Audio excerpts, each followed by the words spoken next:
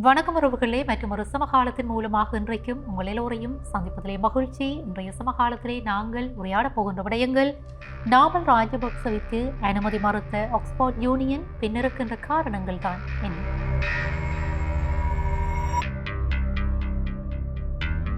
வெளிநாட்டில் பதுங்கியிருந்து இலங்கை திரும்பிய முன்னாள் போலீஸ் ஆய்வாளர் கைது.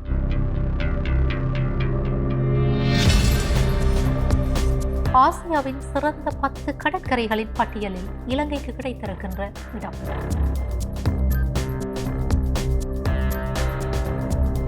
இந்த விடயங்களைத்தான் சுருக்கமாக பார்க்க போகிறோம். ஆனால் எடுத்துச் செல்லப்பட வேண்டிய விடயங்களாக இவை பேசப்பட வேண்டிய விடயங்களாகவும் காணப்படும்.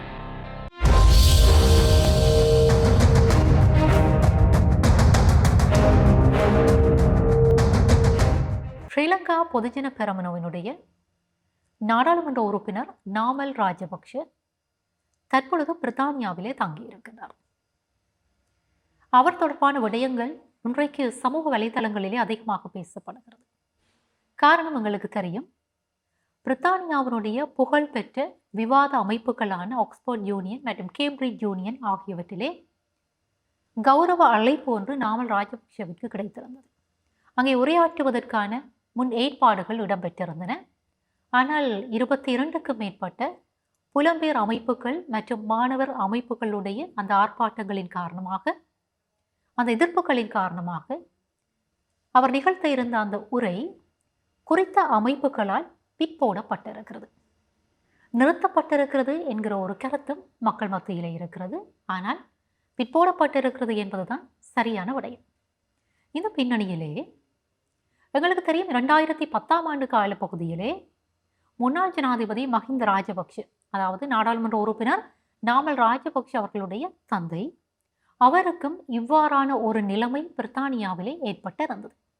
அவர் ஆற்ற இருந்த உரையும் இவ்வாறு ஆற்ற விடப்படாமல் அல்லது நிறுத்தப்பட்டிருந்த அந்த விடயம் நாங்கள் அறிந்த விடயம். இதனுடைய தொடர்ச்சியாக தந்தைக்கு என்ன விடயம் நிகழ்ந்திருக்கிறதோ மகனுக்கும் நிகழ்ந்திருக்கிறது. ஆனால் இந்த விடயம் தொடர்பாக காரசாரமான வாத பிரதிவாதங்கள் இடம்பெற்று வருகின்றன. சில சிங்கள அமைப்புகள் நாமல் ராஜபக்ஷவினுடைய ஆதரவாளர்கள் தமிழ் மாணவர்களுக்கு எதிராகவும் புலம்பெயர்ந்த தமிழ் டயஸ்போரா அமைப்புகளுக்கு எதிராகவும் தங்களுடைய கருத்துக்களை வெளிப்படுத்தி வருகிறார்கள். இதே நேரத்திலே இவ்வாறு எதிரான கருத்துக்களை வெளிப்படுத்தி வருகின்ற சிங்கள மக்களுக்கு மத்தியிலே சில சிங்கள மக்கள் தமிழ் மக்களோடு இணைந்திருக்கின்ற தன்மையினையும் அவதானிக்க முடிகிறது. மிக முக்கியமாக 2000க்கும் மேற்பட்ட மின்னஞ்சல்கள் நாமல் ராஜபக்சவிற்கு எதிராக அனுப்பப்பட்டிருக்கின்றன என்று சொல்லி வெளிப்படுத்தப்பட்டிருக்கிறது.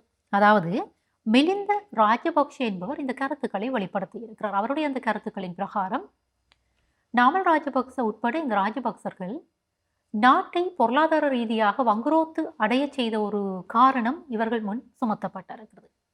இதை ஒரு குறித்த காரணமாக குறிப்பிட்டிருப்பது மட்டுமன்றி, நாட்டில் இடம்பெற்ற யுத்தத்தை காரணமாக காட்டி இந்த நாட்டினுடைய மக்களை ஏமாற்றி இருக்கிறார்கள்.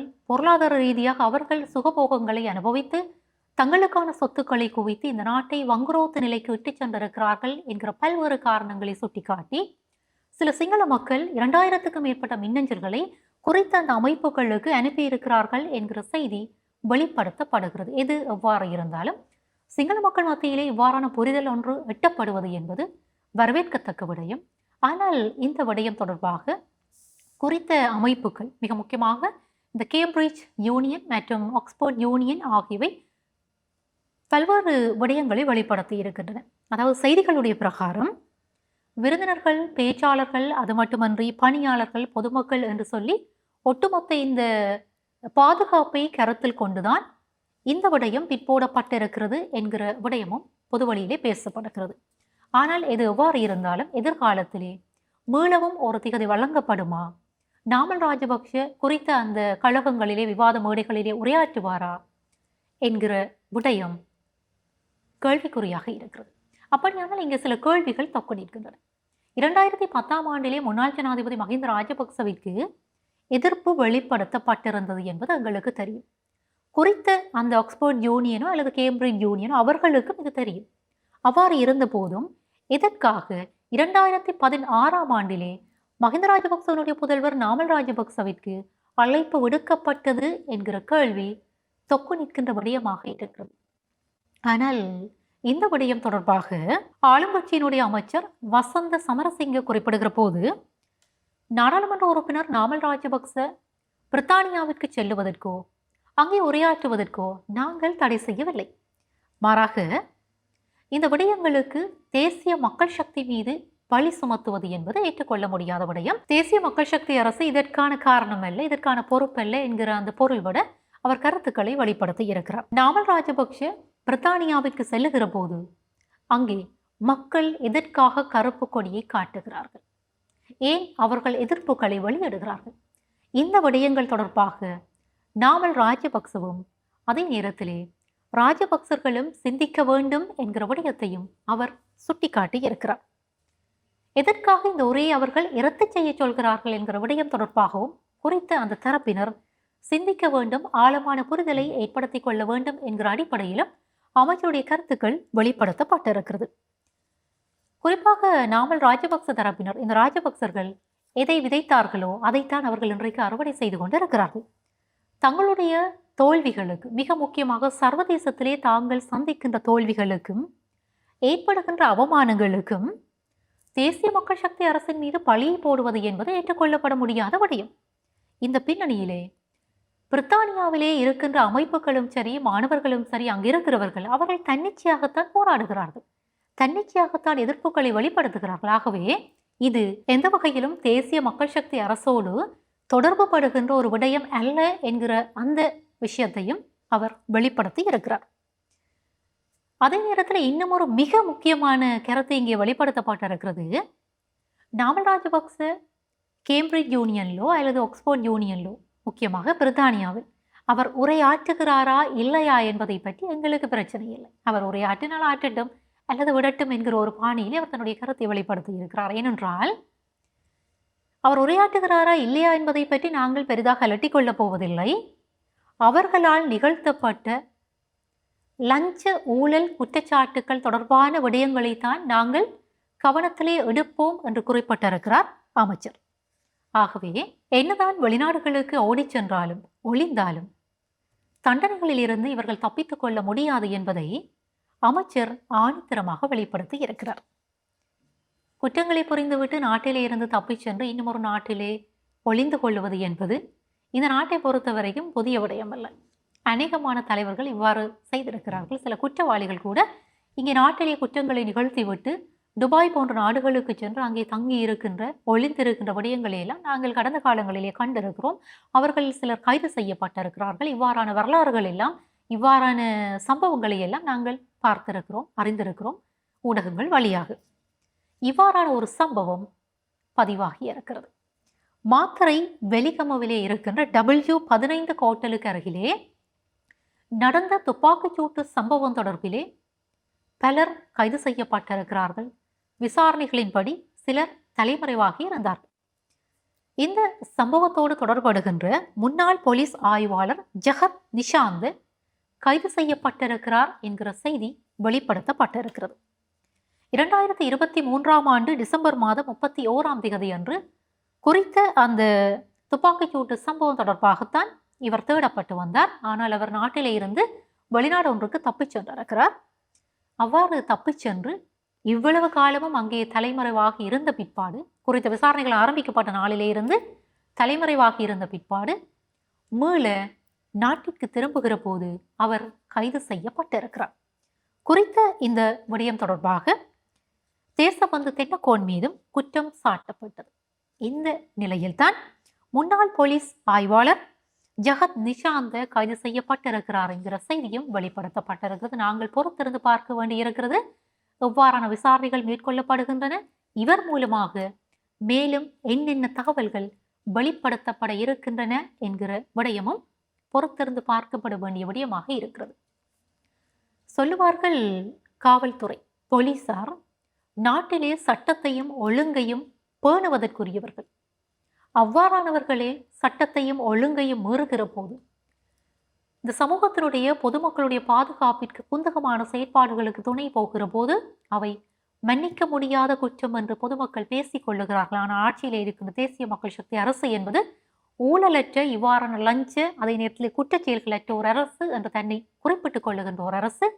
ஆகவே இவ்வாறான செயற்பாடுகளுக்கு அவர்கள் முறையான தீர்வுகளை நோக்கி பயணப்படுவார்கள் என்கிற நம்பிக்கை மக்கள் மத்தியிலே இருக்கிறது. நாங்களும் முன்னரே குறிப்பிட்டதை போன்று பொறுத்திருந்துதான் பார்க்க வேண்டியிருக்கிறது. ஆனால் இன்னும் ஒரு விடயம் அதிகமாக பேச வேண்டியிருக்கிறது. வெளிநாடுகளிலே 103 குற்றவாளிகள் தங்கியிருக்கிறார்களாம். சாதாரணமாக முன்னாள் போலீஸ் ஆய்வாளர் கூட தங்கியிருந்து விட்டு நாட்டிற்கு திரும்பி இருக்கிறார். அவ்வாறு திரும்புகிற போது அவர் கைது செய்யப்பட்டிருக்கிறார். ஒரு போலீஸ் திணைக்களத்தினுடைய உயரிய பதவியிலே இருந்த ஒருவருக்கு தான் நாட்டை விட்டு தப்பிச் சென்றாலும் இன்றைக்கு ஒரு நாள் நாட்டுக்கு திரும்புகிற போது தன் மீது சட்டம் பாயும் என்கிற விடயம் அவருக்கு தெரியாமல் இருந்திருக்காது. ஆனால் அவரே அவ்வாறு நிகழ்த்துகிற போது, அவ்வாறு ஒரு காரியத்தை செய்கிற போது ஏனைய குற்றச்செயல்களை புரிந்த சாதாரண குற்றவாளிகள் அல்லது பொதுமக்கள் இதற்கு விதிவிலக்கல்ல. இவ்வாறு 103 பேர் ஒளிந்திருக்கிறார்கள். அதற்காக அவ்வாறு ஒளிந்திருப்பது என்பது சரியானது என்று நான் இங்கே குறிப்பிட வரவில்லை. அவ்வாறு ஒளிந்திருக்கின்றவர்களை நாட்டிற்கு கைது செய்து அழைத்து வருவதற்கான இன்டர்போல் மூலமான சிவப்பு அறிவிப்பு பிறப்பிக்கப்பட்டிருப்பதாக போலீசார் வெளிப்படுத்தி இருக்கிறார்கள். இவ்வாறு இந்த 103 குற்றவாளிகளில் அரைவாசி பேரினும் நாட்டிற்கு கைது செய்யப்பட்டு அழைத்து வருகின்ற பட்சத்திலே இந்த நாட்டிலே இயங்கி வருகின்ற மறைமுகமான குற்ற கும்பல்களில் பலர் வெளிப்படுவார்கள் என்கிற நம்பிக்கையும் இல்லாமல் இல்லை. இவ்வாறு குற்றச் செயல்களை பற்றித்தான் நாங்கள் பேசுகிறோமா என்றால் இல்லை. இந்த நாடு தொடர்பான பல நல்ல செய்திகளும் இருக்கத்தான் செய்கின்றன. நல்ல விடயங்களும் சர்வதேச மட்டத்திலே அங்கீகரிக்கப்படுகின்ற விடயங்களும் இடம்பெற்று வருகின்றன. இலங்கையை பொறுத்த வரைக்கும் உங்களுக்கு தெரியும், சுற்றுலாவிற்கான மிக முக்கியமான ஒரு தளம். இந்த சமுத்திரத்துடைய முத்து என்று அழைக்கப்படுகிற இந்த தீவு தன்னகத்தே அனைத்து இயற்கை வளங்களையும் கொண்டு இந்த சமுத்திரத்தினுடைய நித்திலமாக அது பார்க்கப்படுகிறது. ஆனால் இந்த நாட்டினுடைய சாபமோ அல்லது எரிவதுதான் இந்த நாட்டினுடைய சாபமோ என்கிற ஒரு அடிப்படையிலே அது வரலாற்று காலத்திலே இருந்து இந்த நாடு எரிந்து கொண்டுதான் இருக்கிறது. அதற்கு அரசியல் பொருளாதார ரீதியான பல்வேறு காரணங்கள் பங்களிப்பு செய்கின்றன. இந்த பின்னணியிலும் ஆசியாவினுடைய சிறந்த 10 கடற்கரைகளுக்குள் இலங்கையினுடைய 2 முக்கியமான கடற்கரைகள் அடையாளப்படுத்தப்பட்டிருக்கின்றன. பெந்தோட்ட மற்றும் மிரிச ஆகிய கடற்கரைகள் தான் இவ்வாறு அடையாளப்படுத்தப்பட்டிருக்கின்றன. இந்த பட்டியலை வெளிப்படுத்தி இருக்கிறது உலக புகழ் பெற்ற சுற்றுலா இணையதளமான ட்ரிப் அட்வைசர் என்று அழைக்கப்படுகிற இணையதளம் தான் இந்த பட்டியலை வெளிப்படுத்தி இருக்கிறது. அதாவது travellers choice award best of the best என்கிற அந்த தலைப்பின் கீழ் தான் இந்த 2 கடற்கரைகளும் தெரிவு செய்யப்பட்டிருக்கின்றன. அதாவது இலங்கைக்கு வந்து சென்ற பல மில்லியன் சுற்றுலா பயணிகளில் பலர் இந்த 2 கடற்கரைகளை பற்றியும் அதிகமாக சிலாகித்து தங்களுடைய கருத்துக்களை பகிர்ந்திருக்கிறார்களா. மிக முக்கியமாக மிரிச கடற்கரையிலே இடம்பெறுகின்ற அந்த சூரிய அஸ்தமனம் என்பது அதிகமாக சுற்றுலா பயணிகளை கவர்ந்த ஒரு விடயமாக இருக்கிறது. எங்களுக்கு தெரியும், இயற்கை விரும்பிகளை கவருகின்ற 3S என்று அழைக்கப்படுகின்ற 3 முக்கியமான விடயங்கள் இங்கு அதிகமாக பார்க்கப்படுகின்றன. சுற்றுலா பயணிகளாலே விரும்பப்படுகின்ற விடயங்களாக காணப்படுகின்றன. அதாவது சன், சாண்ட், சி. சூரியன், பொம்மை, கடற்கரை, மணல். இந்த 3ம் வெளிநாட்டு சுற்றுலா பயணிகளுடைய கவனத்தை ஈர்த்த முக்கியமான அம்சங்களாக காணப்படுகின்றன. இந்த குறித்த 2 கடற்கரைகளிலும் காணப்படுகின்ற வெள்ளை மணலும் சுற்றுலா பயணிகளை அதிகமாக கவர்ந்திருக்கிறது. ஆகவேதான் இந்த ட்ரிப் அட்வைசர் இணையதளம் ஆசியாவினுடைய அழகான சுற்றுலா பயணிகள் அனுபவிக்கக்கூடிய கடற்கரைகளுடைய பட்டியலில் இந்த 2 கடற்கரைகளையும் உள்ளீர்த்திருக்கிறது, உள்ளடக்கி இருக்கிறது என்கிற செய்தி இலங்கைக்கு கிடைத்திருக்கின்ற மகிழ்ச்சியான செய்திதான் என்பதும் இந்த இடத்திலே பகிர்ந்து கொள்ளப்பட வேண்டிய இன்னும் ஒரு செய்தியாக காணப்படுகிறது. இந்த விடயங்கள் பேசப்படுகிற போது நாங்கள் எங்களுடைய பகுதிகளிலே காணப்படுகின்ற பல்வேறு சுற்றுலா தலங்களை மறந்துவிட முடியாது.